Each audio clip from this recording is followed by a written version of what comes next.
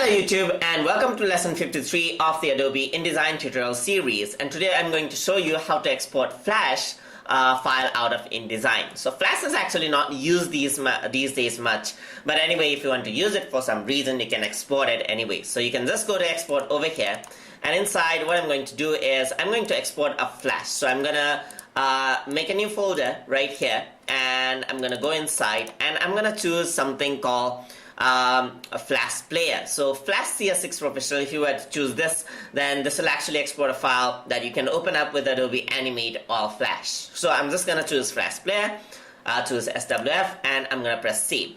So once you do that, you can see that you can actually save out everything. You can generate HTML file and so forth. So I'm just gonna press OK.